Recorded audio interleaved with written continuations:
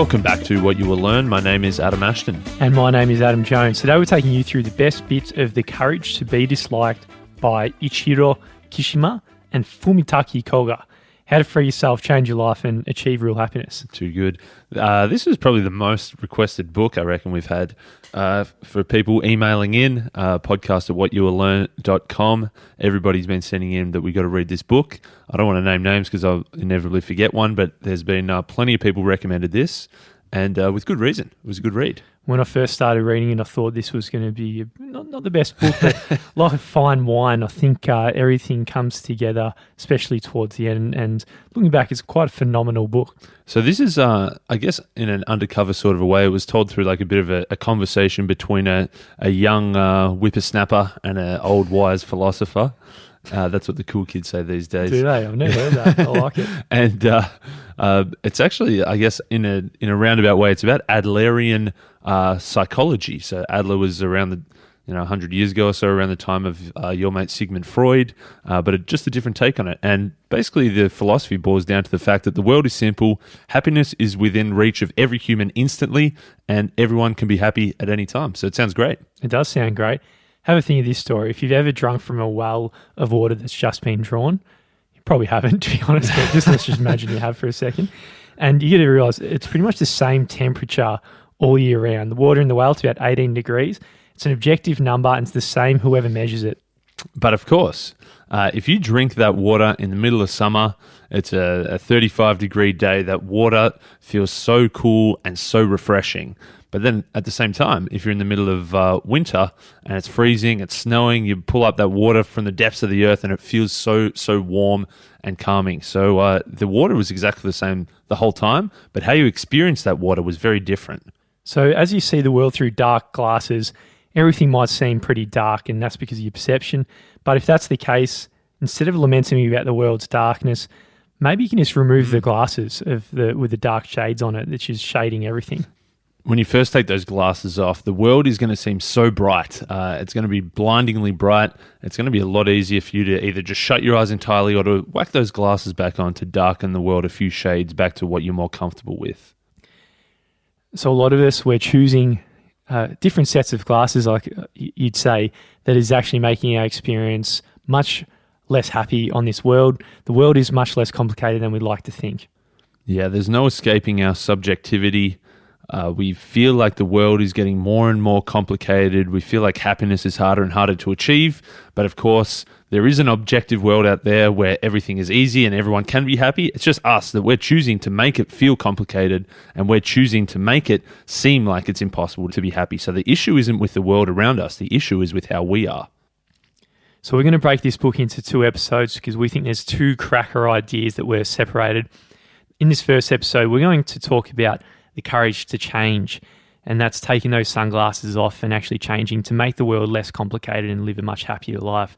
The second episode, we're going to hit the title, which is The Courage to Be Disliked, and how we can separate our own life tasks and not live our whole entire lives for other people.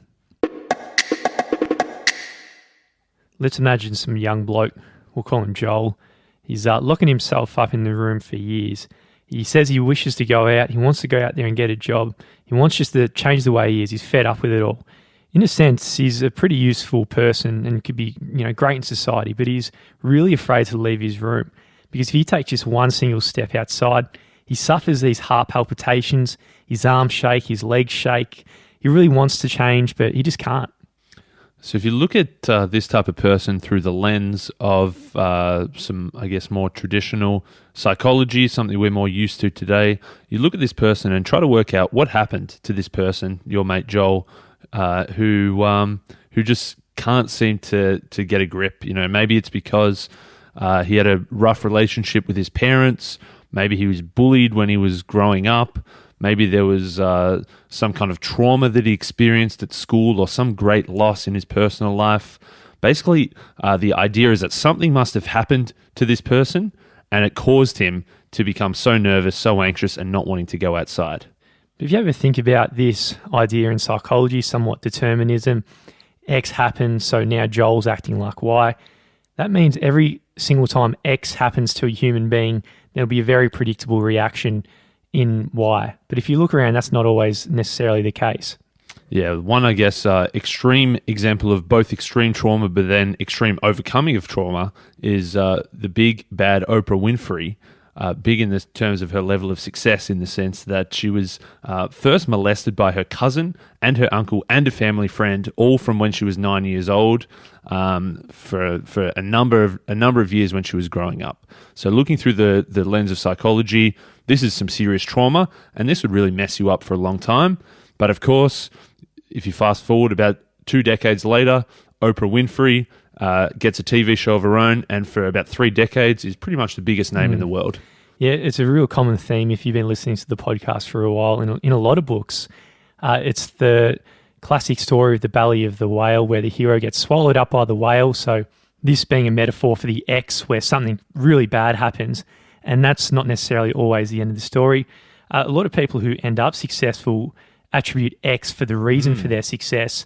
But then, of course, you got people like Joel who attribute X for the reason of the failure. So what's going on here? Yeah, exactly. So that's the whole problem with, I guess, looking at your causes in that way. So Adlerian psychology, the big bad Adler, he says that you shouldn't be looking at your past causes to work out what's happening now, but instead you should be looking at your current goals, and your goals are actually going to determine your behavior right now. So a twist on this story is not necessarily that the friend is insecure so they can't go out because of some trauma. Maybe it's actually they don't want to go out, so he's creating this sense of anxiety. Yeah, this is a very big slap in the face for old mate Joel here, and and pretty much anyone who's got any kind of emotion that's really shooting themselves in the foot, because he's saying here that Joel, he's manufacturing this anxiety because he doesn't want to go out and face the world. So this story he's conjured up is actually achieving his goal, what he actually has deep down. So in a sense, he's doing exactly what his goals entail. So what this boils down to is there are sort of 2, I guess, branches of psychology.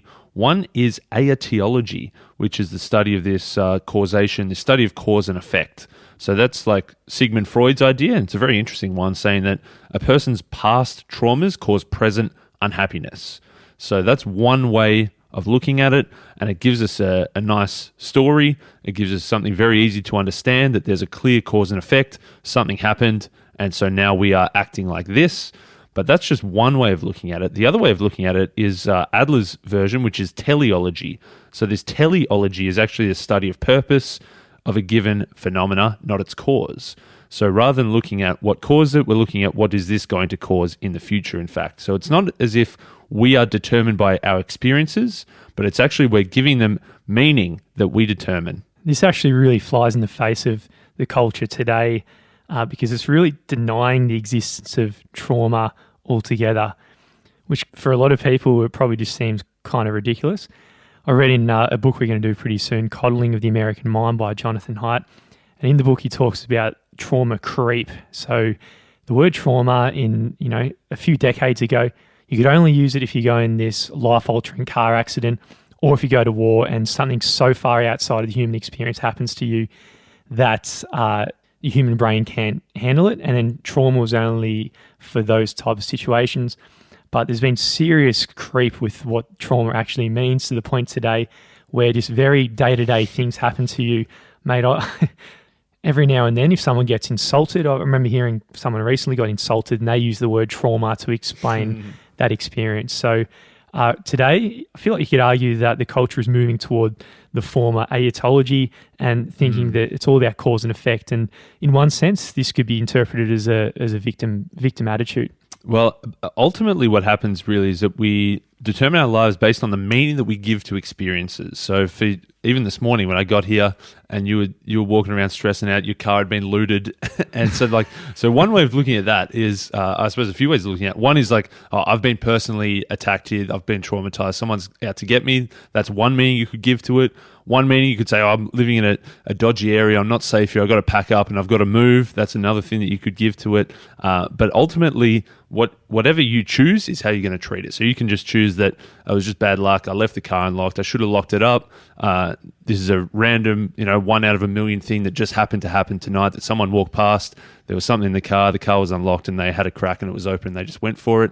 That's a different meaning that you could give it altogether. Yeah, I thought I went pretty well, but then you try to seed me into thinking it was, oh, you're living pretty dodgy area here, mate. And you try to seed a bit of the art. Well, you chosen a good meaning, and I tried to give you a potential alternative meaning. So what Adler says, directly quoted from him, no experience is in itself cause of our success or failure. We do not suffer from the shock of our experience, the so-called trauma, but instead we make out of them whatever suits our purposes. So quite easily, if I wanted to go around today, get a bit of sympathy from the book, I could probably, get away with rocking up to work late, do anything like that. If that was my goal, then I could manufacture some real upset and be really shook by someone just rummaging through the car. But obviously that's not the goal. So then, nothing really happened of it. Sooner or later, I'll find out what they actually stole, and maybe I will end up like that, but who knows? Yeah, exactly. So if your goal was to, as you say, have a sickie from work, you could really drum up in yourself a sense of anxiety. Or if your goal was to move house, you could really drum it up to your landlord to say, hey, it's not safe here, I've got to get out. But as you say, if your goal is just to cop it on the chin and move on, then you're not really feeling any anxiety whatsoever. So if we think back to our mate Joel, not our mate, your mate Joel, who at the very start, he had that big sense of anxiety. He wanted to make something of himself, but he couldn't really bring himself to go outside. Well, what were his goals in that sense? Well, let's think about it from the parents' point of view. We've all got interesting kind of relationships with parents, especially as teenagers. And how would they feel if Joel shut himself inside his room all day? You put yourself in their shoes, you'd be a little bit worried about Joel. You want him to go out there and mingle with society and be successful in some kind of way. And you'd start wondering, shit, do we raise Joel properly? What did we do wrong?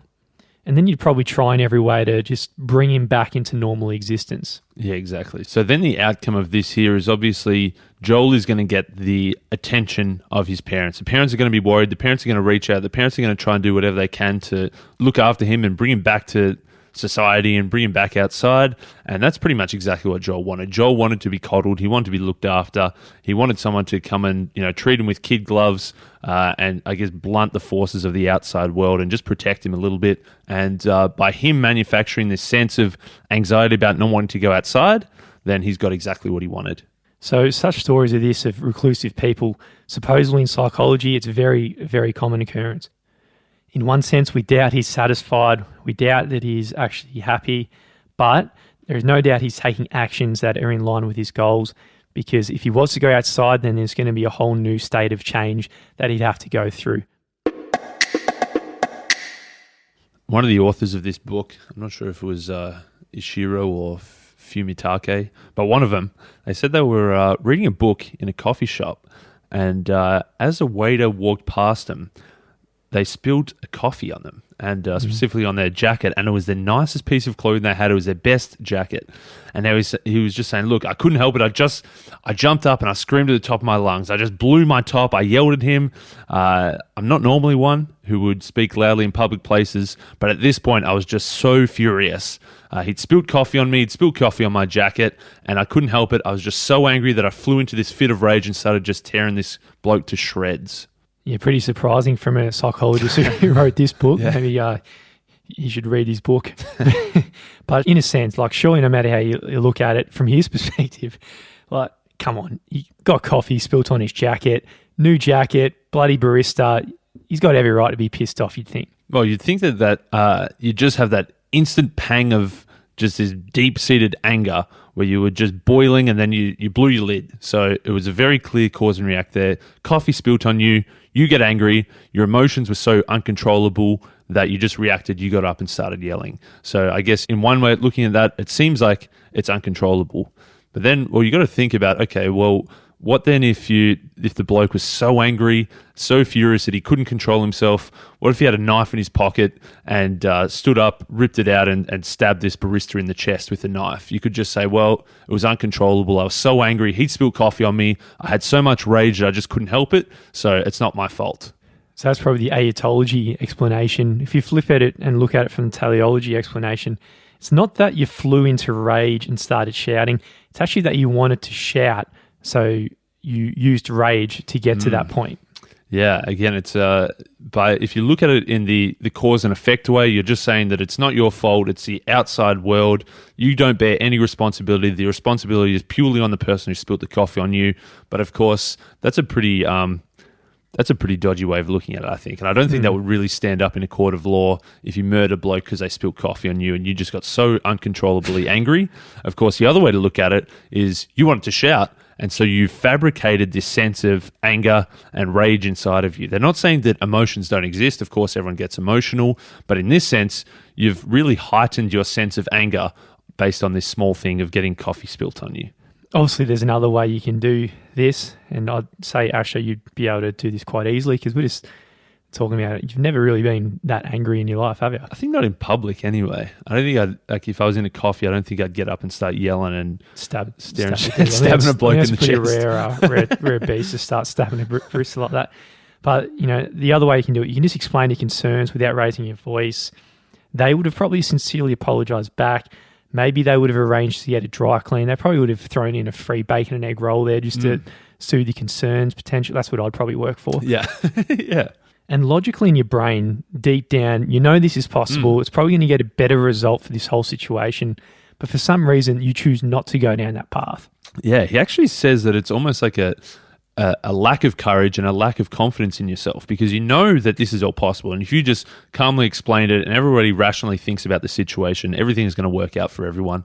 But if you don't have the confidence in yourself that you can actually just calmly and logically explain yourself, then you think the best way out of this is to just act all filled with rage and anger and blow up in front of everyone, get everyone so embarrassed that they come and pander to you because that seems like an easier way out for you to get what you want. Yeah, it reminds me of like kids growing up as a teenager, getting angry, trying to get into a fight with the goal of impressing girls and trying to maybe pick up for the evening. If you think about that anger purely manufactured to get the attention of the girls, but in a sense that's easier and takes a lot less courage than actually going up to the girl and just being straight about it. So again, this anger is kind of manufactured just to impress people in a really empty kind of way. Yeah, so basically what they're saying is that anger is a tool and all emotions really are a tool. It's not that your emotions control you, it's that you control your emotions and you use them as a tool to achieve the goals that you want to achieve. Now, I just realized I said I never got angry in public. I just remembered a very small, trivial example, but this is when we're on a road trip. I must have been, 6 or 7. So my younger brother, Nige, was probably 4 or 5. 6 or 7. This is the only memory you got of anger. Jesus. Well, I was using anger as a tool. I remember that Mum and Dad had got a packet of twisties and they told us to share the twisties. But then I pretended that I was asleep. And so Nige ate all the twisties because my intention was that, Nige ate all that packet, so they gave me a second packet so I could get a full packet of twisties for myself. And anyway, then I woke up and they said, no, sorry, you missed it, basically. You're asleep, you missed out on the twisties. Then I really lost my shit. Started getting so angry that I didn't get my half a pack of twisties. And my goal there was to get a packet of twisties, but thankfully my parents are a bit smarter. They saw through that bullshit and they said, no, bad luck, you're out. But anyway, I was using anger as my tool there. Mate, that to must try have to get stuck the with you twisties. for a very long time. Almost 2 those decades twisties. now. Jeez, you really wanted those twisties. Let's think of another example here. And this is another client of the psychologist who had a female student who came in and she was concerned about her fear of blushing. She'd always turn red when she went to public.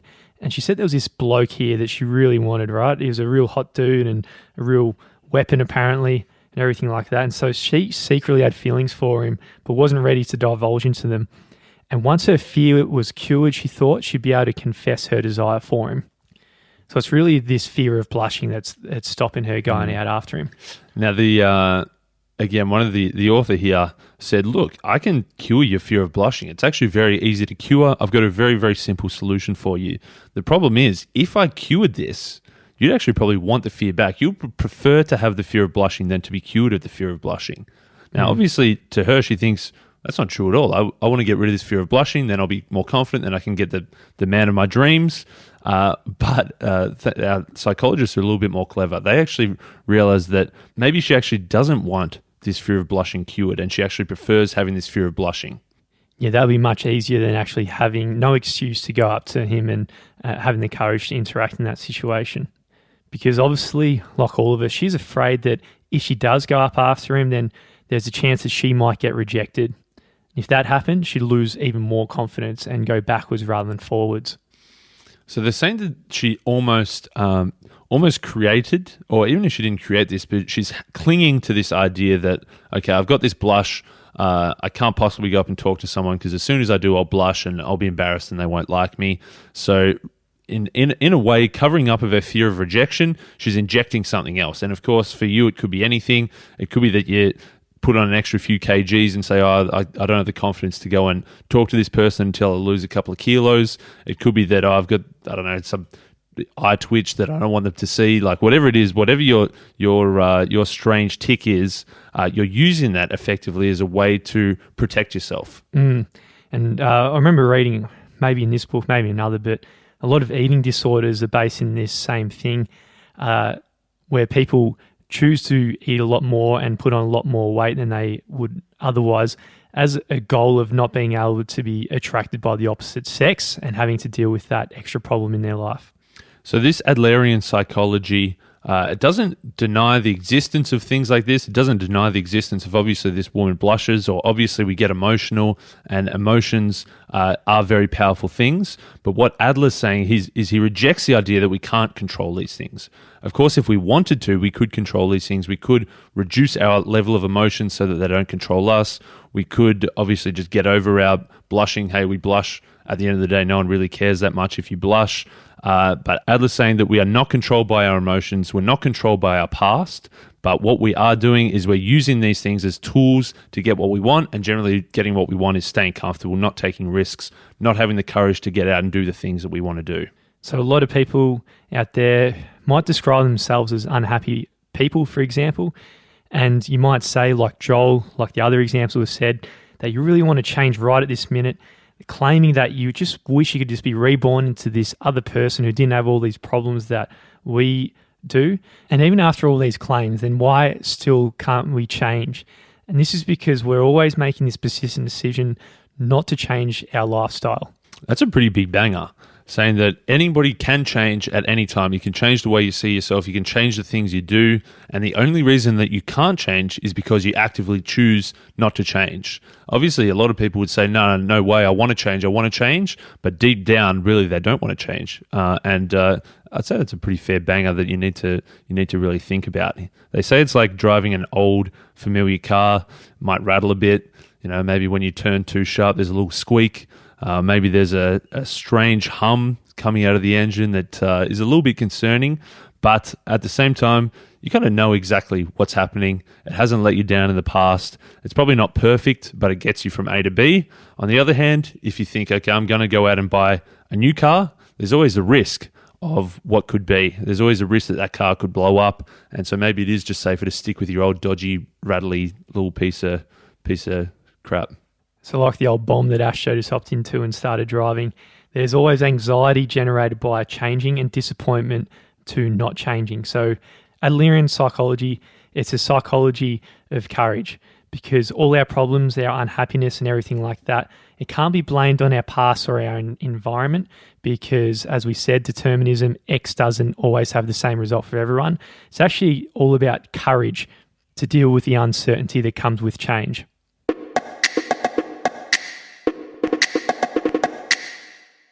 So Big Bad Adler, he says that all humans innately have two things. First, we enter the world completely helpless. And second, we have this universal desire to escape the feeling of being helpless. So he says we've got this pursuit of superiority. We want to get better. We know we suck, and we know that we don't want to suck anymore. So we want to get better. We want to change. We want to improve ourselves. And the counterpart of this pursuit of superiority, of getting better, is the feeling of inferiority. We all have something we want to improve and get better at, and we all have various goals that we're working towards. But because we aren't there yet, we feel lesser because of that. So he says that these two things are not bad things, both the pursuit of superiority and the feeling of inferiority. These are actually not bad things, and in fact, they're quite healthy things in that they're sort of stimulants. They drive you forward. They make you want to improve. So the toddler lying helplessly on the floor wants to stand up and walk on two legs. Any advance in science and modern technology was because of a feeling of inferiority and the pursuit of superiority. They wanted to strive to improve and move forward. So this feeling of inferiority in itself is not a bad thing, and it can actually be a good thing. But it all turns to shit when this feeling of inferiority, which is good, becomes an inferiority complex. So, for example, a feeling of inferiority might be, I'm not very well educated, so I need to go out there and work harder than everyone. But when this turns into the complex, it's a massive negative. It turns into, I'm not well educated, so I'm never going to succeed. I've got no chance in life. So what's even the use of trying? All you get is pain. When I just wanted sunshine, I got rain. I slipped that into the notes. There was a Smash Mouth lyrics there. Yeah. So if anyone's listening to the song All Star, you might have picked that up. But basically, this feeling of inferiority makes us want to take a step forward and progress. But when that turns into an inferiority complex, when we lose the courage to take a step forward, and all we feel is, I'm not good enough, I'll never be good enough, it doesn't matter if I try or not. When you lose the courage to make forward progress, that's when inferiority becomes a really bad thing. So this inferiority complex manifests itself in really interesting and unusual ways. Obviously, if you've got the feeling of inferiority, the obvious thing to do is just improve yourself. But with the complex, you might actually go the real short route and cheat in the way to get there. And you might actually manufacture a superficial illusion of superiority. Mm-hmm. You might go out there and buy the best brand of T-shirt or something, or the car, or you might start name dropping in a conversation to improve your status, perceived, and things like that. That's it. So basically, if you feeling inferior is fine, you move forward, you want to become superior. But if you get to the point where you think, well, I'm never going to get there, then the only way to do it is to actually pretend that you're already there and start putting on the show. And so the authors are saying that really the only person who boasts about all of their past achievements is the person who is actually no good. The person who is actually killing it, the person who is actually superior, they don't need to boast. They've got the track record to prove it. They're not the ones shouting at the top of their lungs on the Friday night at the bar saying how good they are. They actually just are good. So another example here, which seems like the opposite, but it's actually a very similar thing. And this is the person who assumes in a real boasting matter about all their misfortunes they've had, their upbringing. They're always talking about the shit that's happened in the past, the shit work day they've had, and all the shit that they have to go through all the time. So they're actually making themselves special in a similar but a very different kind of way. And that's by the way of their experiences of misfortune. And by using this misfortune, they're trying to put themselves above others. So these people are using this misfortune that they're touting to make themselves so special in a way that almost is trying to control the people around them. So they're trying to control how people speak to them. They're trying to control how people behave around them by saying, obviously, you got to treat them with kid gloves. It almost links back to your mate Joel at the very start, who I don't think is actually your mate, but Joel at the very start, in that he was by saying, I can't possibly go outside. I've shut myself in. I'm too nervous. I'm too anxious. I'm too scared to go outside and face the world. That's a way of controlling how other people act around him, because obviously everyone's going to treat him very different. If he puts on this front of weakness and fragility, everybody's going to treat him like he's different and like he's special, and everyone's going to want to look after him. So in many ways in our culture, weakness is actually really strong and powerful and used by a lot of people. For one example, one of the most powerful people in our culture is the baby. If you think about it, it really just rules everybody around and cannot be dominated. So, and the baby rules over the adults through weakness. And this is through evolution, obviously, when it cries and it's pretty much hopeless just sitting there flailing its arms around. But it's through this weakness that it actually has control. So this book and this episode, it's probably a fair whack, a whack on the side of the head, not in the sense of the creativity book, but just in that really it sort of shows you a few different things, or a bit of a twist on common situations that you might have gone through in the past where you realize, well, actually, what did that actually mean? So it's sort of that twist on the idea that Theology is saying that it's about cause and effect, but teleology is saying that actually, what are your goals and how are your actions right now working towards your goals? And as I said, it's sort of a bit harsh, but they use, I guess, the analogy of the doctor here. Imagine if you went to a doctor, you had a cold, you had a high fever, you go to the doctor, and the doctor says to you, well, okay, you've got sick today. That's because you went out yesterday, you weren't wearing a jumper, it rained, you didn't have an umbrella, you got wet, and because you got wet, because you got cold, and you didn't fix yourself up, well, today you've got a cold. Obviously, that isn't very helpful at all, because you would want the doctor to say, okay, well, what can you prescribe? What medicine can you give? What shots can you give me? What sort of special attention can you give me to try and fix me? Obviously, we don't want the doctor to just say, well, this happened yesterday, so today you're like this. We would much prefer if the doctor says, well, here's actually how you can fix it. And this is what Adlerian psychology gives us. It actually gives us a medicine to really get to the root cause for a lot of our problems. So for all of us, we can have a think about what is the purpose of this emotion that we're having in our life. And is there another approach that is just sitting there that we've deliberately made ourselves unaware of, which is actually going to take a lot of courage to take, but it's going to lead to a much happier and more fruitful life. So in part 2 of this book, we're going to look at another massive big head whacker of an idea, and that's the idea that almost all of the problems that we face are largely due to the fact that we're trying to please everyone. We're trying to get acceptance and we're trying to get recognition from everyone. And really the only way to cure all of our problems is to have the courage to be disliked, the courage to live life on our own terms, and the courage to do what we always wanted to do.